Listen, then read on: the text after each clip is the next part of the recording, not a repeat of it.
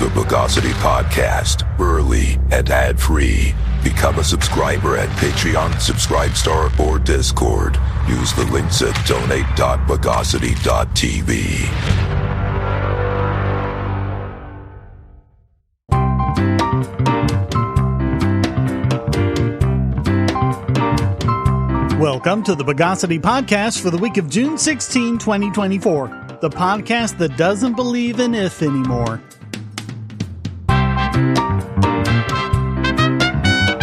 This is your host, Shane Killian. Let's mollify the news of the bogus. There's a new survey that confirms what we've been saying all along and refutes one of the major points of the pro-Israel warmongers. No, most Palestinians do not want Hamas to rule them. They also don't care for the other nationalist options, and they don't like Biden's plan either. They certainly reject Israeli Prime Minister Benjamin Netanyahu's claim that Palestinians can't rule themselves. The latest polling data from the Palestinian Center for Policy and Survey Research in West Bank and the Gaza Strip from May 26 to June 1 show that if elections were held today, none of these options would get a majority vote. Remember that there have been no elections in Palestine since 2006, and even then, no one got a majority. But a coup spurred on by the Bush administration led to a Palestinian civil war which resulted in Hamas taking over Gaza and Fatah in the West Bank. Both have ruled as one-party states ever since. Today, Hamas would only get 32% of the vote, Fatah would get 17%, and 50% of voters would either sit out of the election or vote for a third party. However, there is one candidate that would win hands down. Marwan Barghouti, longtime peace advocate who has been in prison since 2002 for ordering attacks on Israelis, which he denies. He's called for the validation of the Green Line borders, the agreement that was recognized up until the Six-Day War in 1967, and has called for, quote, peaceful popular resistance. 11% said they wanted the Palestinian Authority of the West Bank, and 34% said they wanted the Palestinian Authority under new leadership. Even before the October 7 attacks, Hamas was very unpopular in Gaza, with 2/3 saying they had either no trust at all in them or not a lot. That's only gotten worse since their police crackdown. But they'd hate rule under Israel even more. Direct control of Israel only polled at 1%, with a local authority formed by Israel getting just 2%. Netanyahu's idea of control by tribes and large families also got about 2%. The Biden administration wants a UN-led Palestinian council in which the U.S. military would play a large role. That didn't fare any better than the other options. Only 2% supported rule by the United Nations or any other foreign power. Palestinians, hardly for the first time, are given the illusion of choice, a bunch of bad options that wouldn't gain any support. Remember this every time you hear an unthinking warmonger or deep state useful idiot equate Palestine and Hamas. And the same goes for a lot of war protesters as well. And given how war propaganda always goes, everyone should have learned better by now.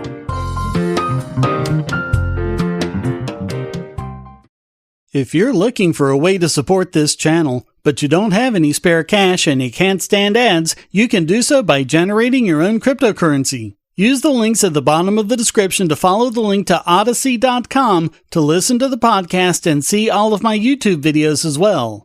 Just watching videos will produce cryptocurrency for the creator and yourself. And since Odysee is always monetized and never censored, you'll have no problem seeing all the videos from your favorite creators. You can also use the library credits you create at Odysee to tip creators and even purchase paid content. Earn library credits through various rewards, including daily view rewards and the number of shares and invites. And you can interact with creators in all sorts of ways, including like and dislike, comment, boost a post by supporting it, repost it, and share to other sites, all while earning crypto for the creator. Easily monetize yourself and your favorite creators using cryptocurrency without advertising. Use the link below to visit this channel on Odysee.com and see many of your other favorites there as well.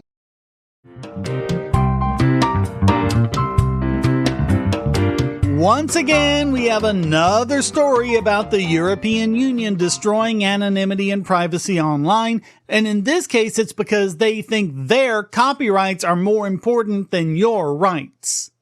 4 French associations dedicated to the protection of rights and freedoms brought a case against France's high authority for the dissemination of works and the protection of rights on the internet. Basically, France keeps a huge database of everyone's personal information in order to police intellectual monopolies, which is what they call intellectual property in France because at least they're being more honest about it.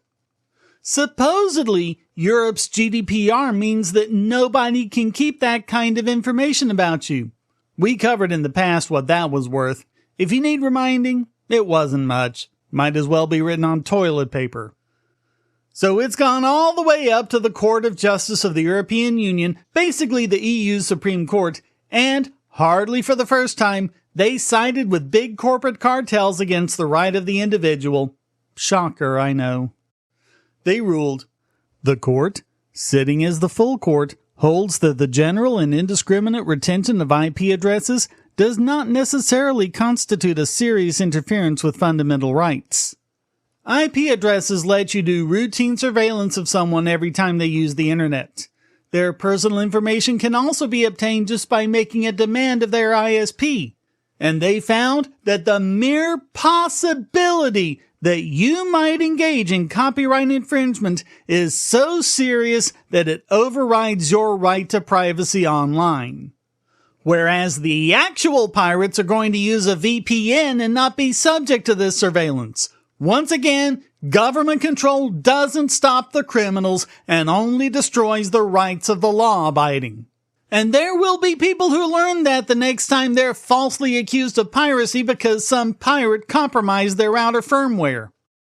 There's also the question of how it squares with another idiotic EU policy we've covered in the past, the right to be forgotten.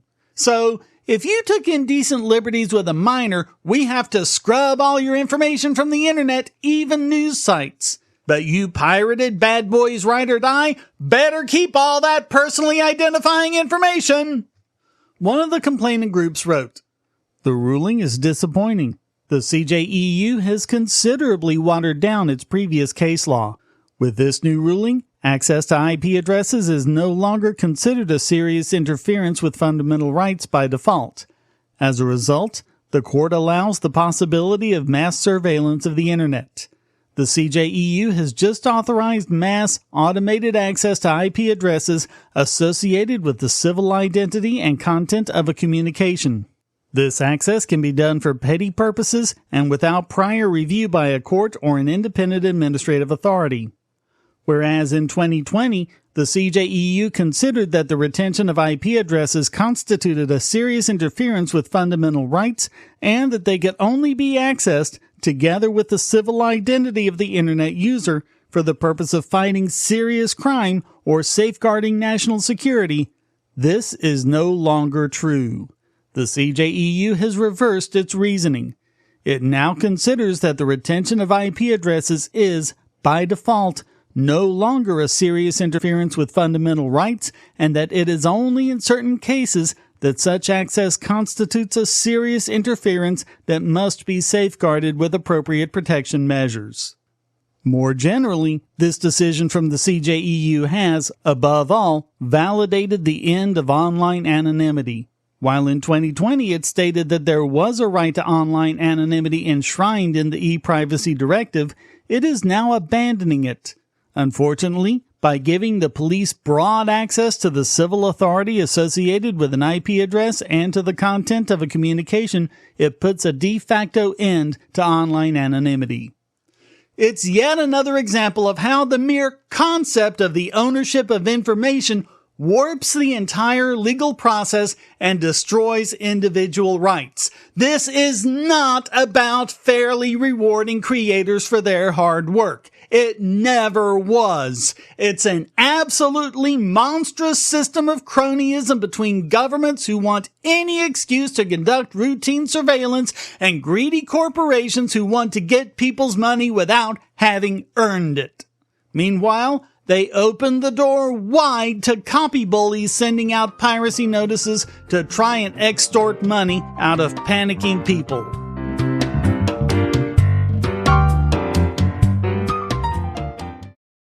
If you're on the Wi-Fi in a coffee shop or hotel, anyone on that network can get your traffic. Do you really trust all of those strangers? For that matter, do you really trust your ISP? A VPN can protect you from prying eyes, disguise your location, and even foil government censors. It's essential in this day and age, so go to vpn.bogosity.tv and you'll be taken to BoxPN. Starting at just $2.99 a month, you can get unlimited high-speed connections to VPN servers all over the world, and they don't log connections, so your privacy is assured. Traveling abroad, just VPN home, and don't worry about what those other governments are doing. Back at home, stop your ISP from traffic shaping and messing with the quality internet access you're paying good money for. You can connect from multiple machines at once, including your smartphone or tablet, and it supports all the secure standards, including OpenVPN and SSTP.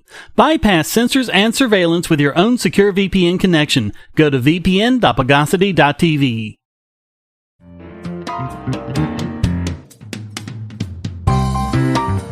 Back in February, we gave Judge Kathleen McCormick biggest bogoniment for her extremely corrupt court decision against Elon Musk. Tesla stockholders just sent her an even bigger middle finger.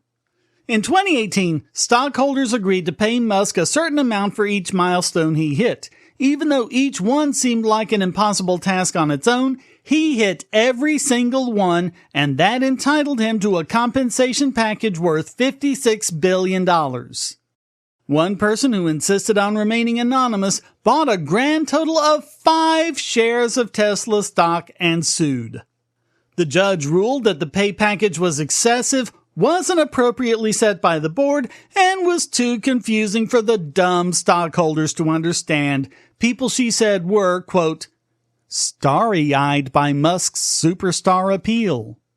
She struck it down, meaning that she believes that, in the last 6 years, Elon must be forced to have worked for Tesla for free. By the way, the only reason the package was as big as it was, being mainly comprised of Tesla stock, was that he had gotten the stock price so high and the market cap upwards of $1 trillion. Although it's come down a bit since then, it's still an order of magnitude above where it was. And that stock coming down a bit in these last 2 bear market years actually makes the package worth more like $44.9 billion. So at least he made back what he sunk on Twitter. Musk had responded on ex-Twitter, "Never incorporate your company in the state of Delaware." He followed that up with a poll asking whether or not Tesla should disincorporate in Delaware and reincorporate in Texas. The vote was overwhelmingly positive, so Musk said that the issue would be brought before the stockholders. This was done, along with a vote to ratify Musk's 2018 performance-based stock options. Here's what it sounded like. Fourth, our stockholders have approved the redomestication of Tesla from Delaware to Texas.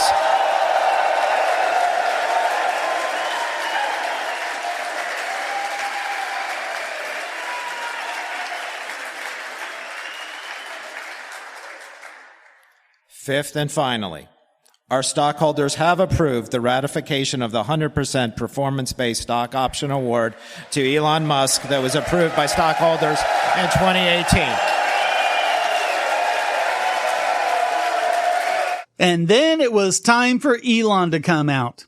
If you're thinking of stockholder meetings as boring events full of stuffed shirts droning on about finances, well, that wasn't this one at least. Elon came out like a rock star, dancing and waving his hands in the air as the stockholders gave him a standing ovation. Here's what it sounded like.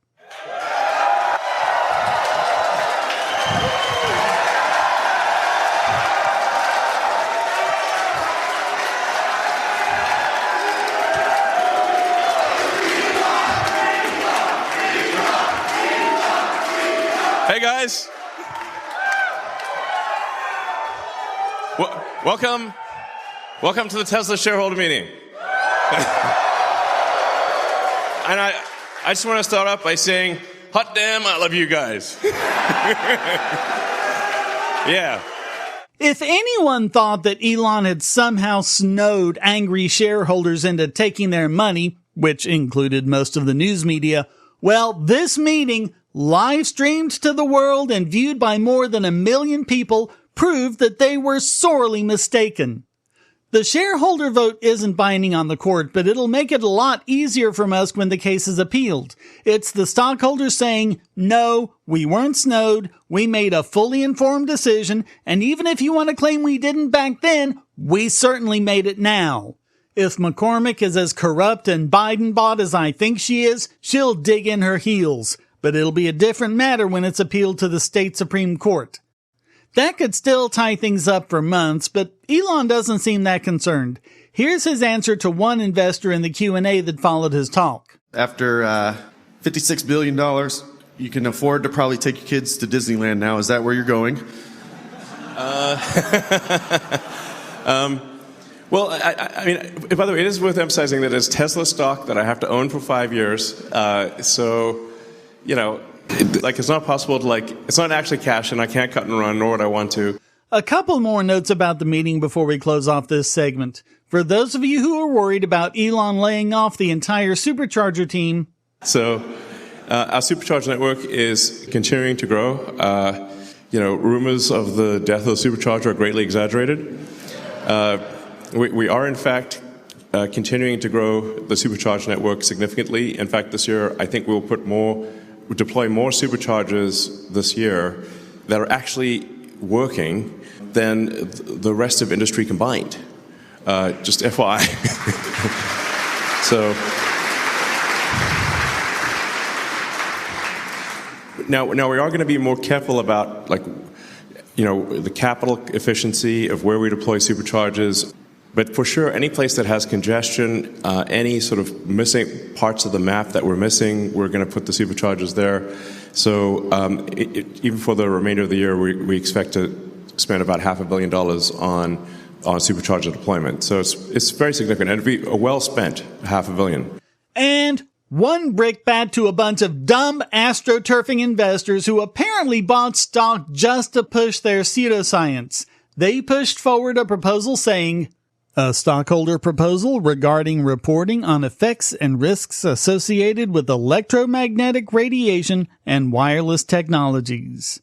Geez, what's next? Reporting the risks associated with chemtrails and Bigfoot droppings? Here's just some highlights from their comments defending it, and notice the names of the usual suspects. This is Deborah Davis, founding director of the Board on Environmental Studies and Toxicology. I'm also speaking on behalf of millions of young children, infants, and toddlers. Oh, won't someone think of the children? And pregnant women who are more vulnerable to wireless radiation, according to the American Academy of Pediatrics. Oh, I can't even, and this segment's going long. Just check the channel. The World Health Organization has concluded that both low levels of EMF and microwave or cellular radiation are, quote, possible carcinogens, the same category as some pesticides and gasoline. Yeah, and so is drinking from glassware, nickels, and being tall. And remember, they have 0 items listed as not being carcinogenic. The companies that provide secondary insurance, like Lloyd's of London and Swiss Re, have long considered electromagnetic fields to be uninsurable, comparable to asbestos, due to potential health and environmental damages. No, it's due to cybersecurity concerns. See how they keep recycling all the old lies? Okay, enough of that other than to say the stockholders voted it down. Good for them. Looks like the company is in safe hands, in my opinion.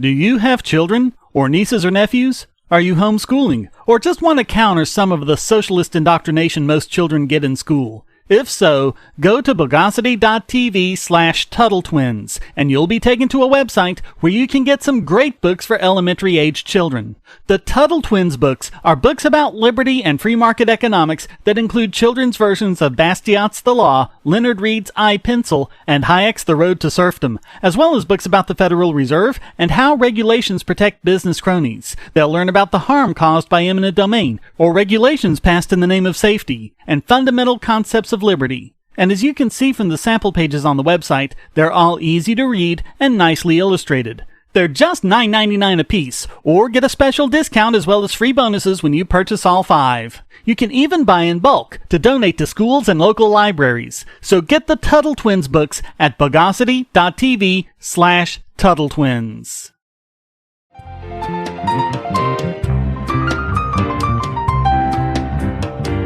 And now it's time to dematerialize this week's biggest bogon emitter.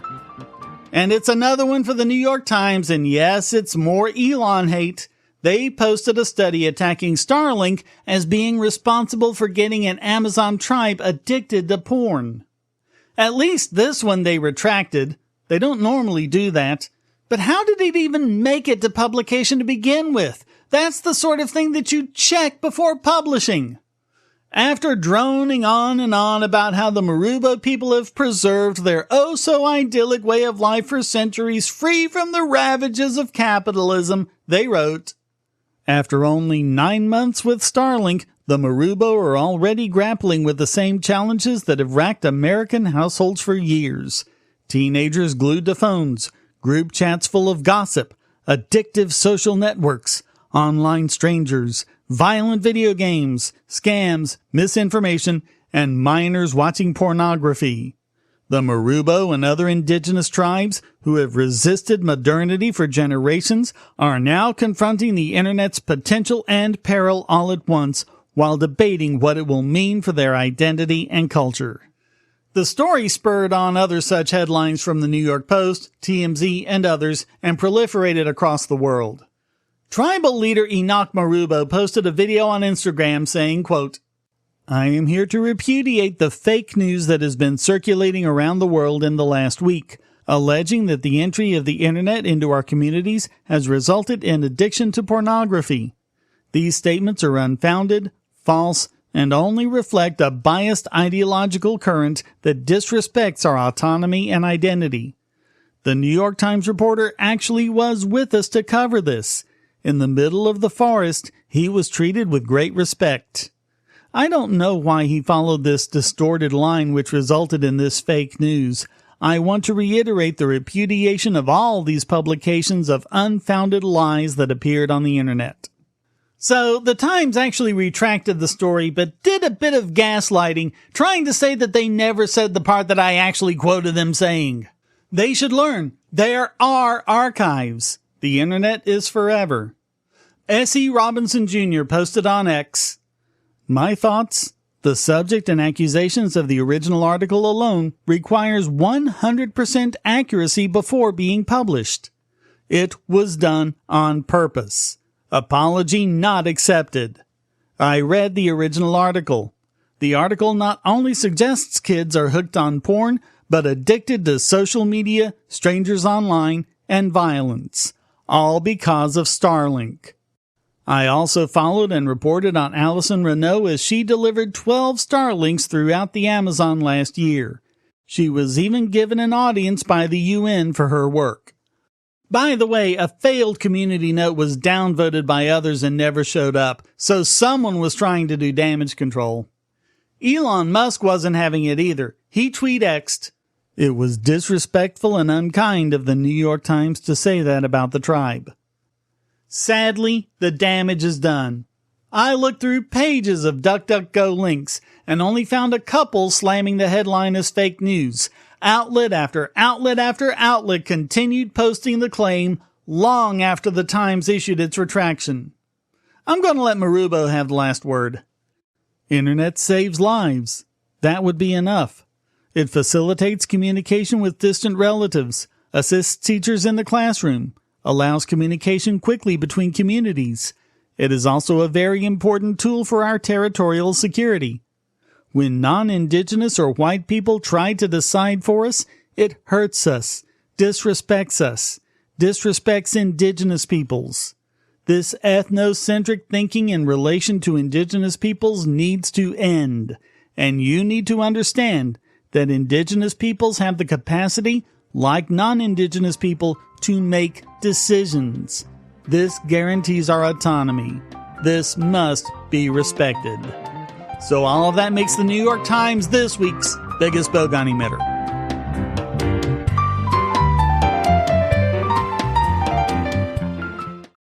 I want to tell you about the eyeglasses I've been wearing for years. As people can see on my videos, I have a very strong prescription, which makes glasses more expensive, especially when I need computer glasses, reading glasses, prescription sunglasses, and most expensively, progressive lenses for general everyday wear.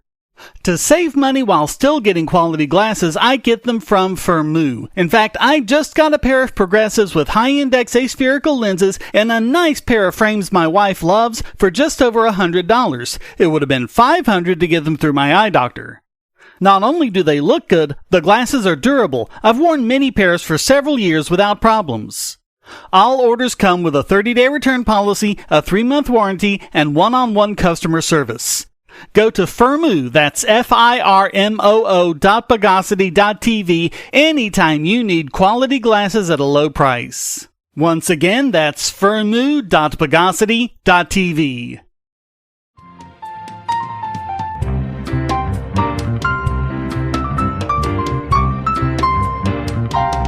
And now let's miscollate this week's Idiot Extraordinaire. So we've been defenders of generative AI against all the misinformation and even bullying, and I myself have integrated it into the workflow of almost everything I do, including this podcast. One of the technologies I use regularly is Stable Diffusion, and I've always been a big defender of them. But this week, as this podcast often does, we're going to switch up and give it to them instead because of 2 major problems, on top of a bunch of others, with Stable Diffusion version 3. Stable Diffusion XL was a major leap forward, including far lower chances of getting distorted anatomy and even outright nightmare fuel. And all the models, LoRa's, and other releases from the community improved things greatly. There's been a lot of excitement leading up to the launch of version 3, but once it came, it was immediately subjected to ridicule from all corners of the internet, with many users asking, is this release supposed to be a joke? Because it's even worse at rendering humans than version 1.5.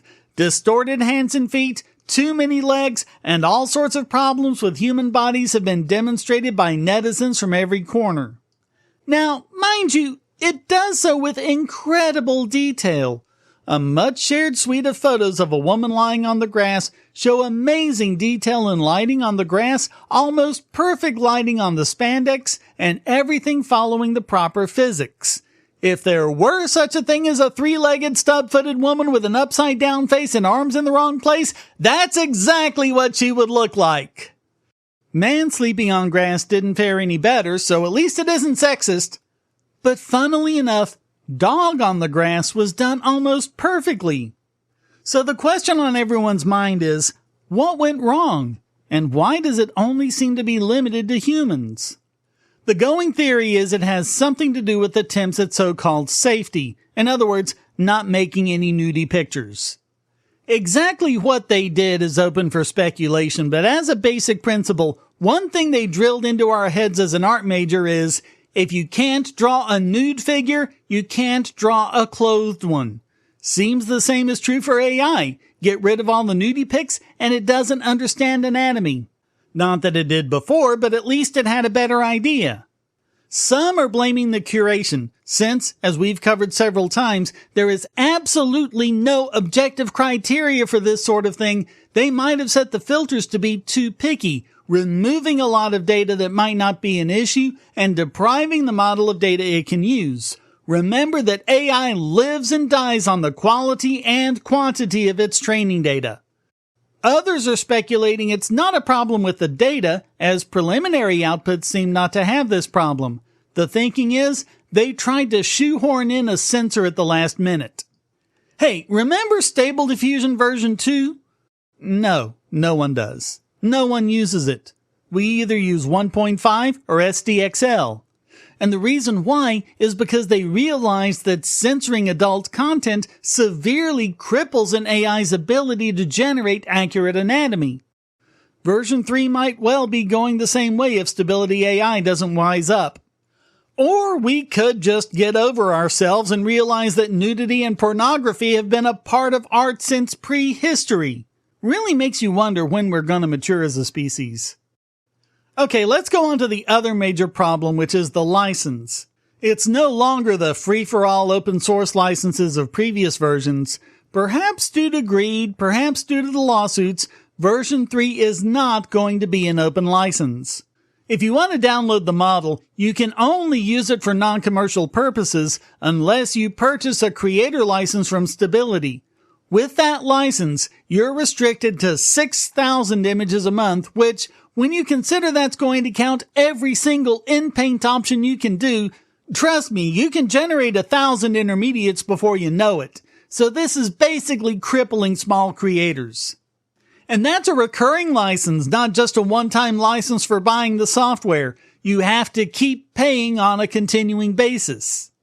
To go beyond that, you need an enterprise license, and no one can seem to get any details from Stability as to what that entails. But even with the creator license, there are some serious concerns as well.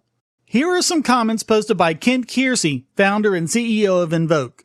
We're actively advising customers to really strongly consider in evaluating whether they want to move to something like Stable Diffusion 3. The key piece here is that a derivative work is created anytime you train any model, even if it's not SD3, on outputs from SD3. With the way that this license is written, any of those outputs are going to now have this asterisk on them, which is if you train them into a machine learning model, you must consider it a derivative work. The second piece that I'll note, though, is that upon termination or expiration of the agreement or the license, all of the derivative works that you have created must be destroyed. That means any downstream fine-tunes, which would include any LoRa's, but it also means any model that you have trained using any of your outputs from SD3. Now, what that means is that your IP portfolio as a professional is now going to have an element, if you use SD3, it's going to have an element of this kind of ongoing obligation to pay Stability a recurring license fee if you ever want to use that in any downstream machine learning training.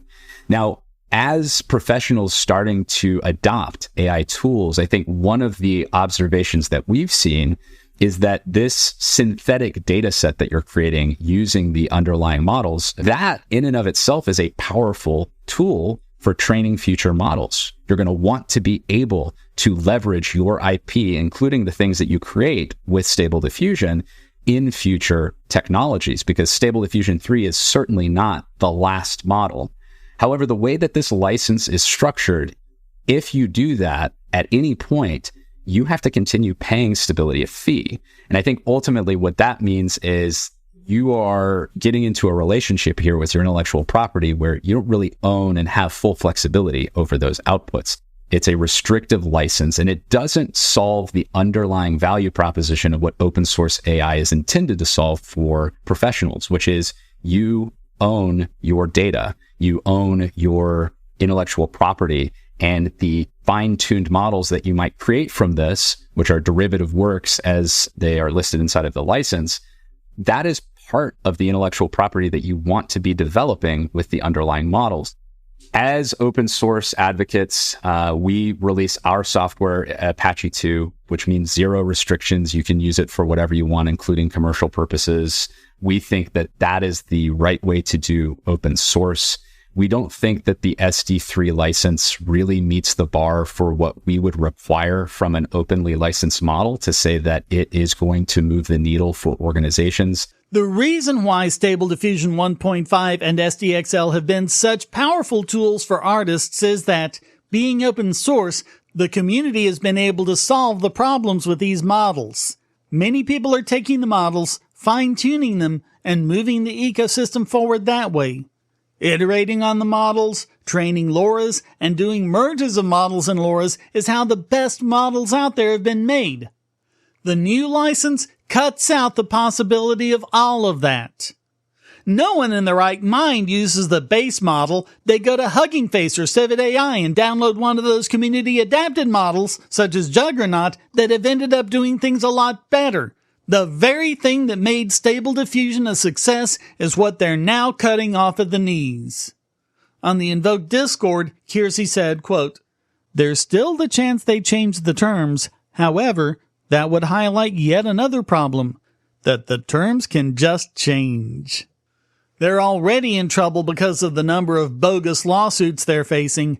The process is the punishment, and it looks like they're insisting on driving Stability AI into bankruptcy before the courts have a chance to rule on anything.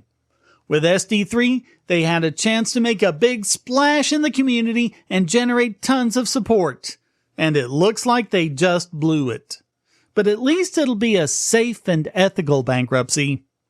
So all of that makes Stability AI this week's Idiot Extraordinaire.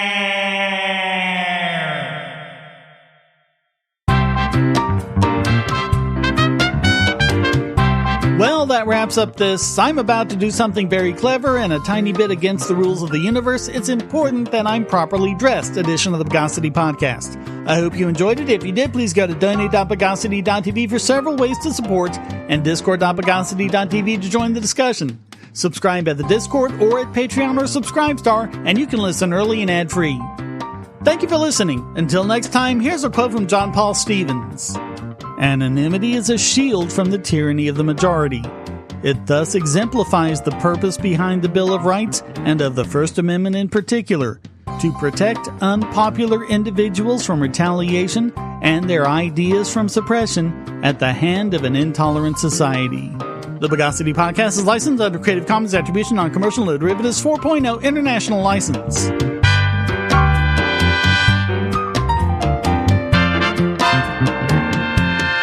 Bogosity.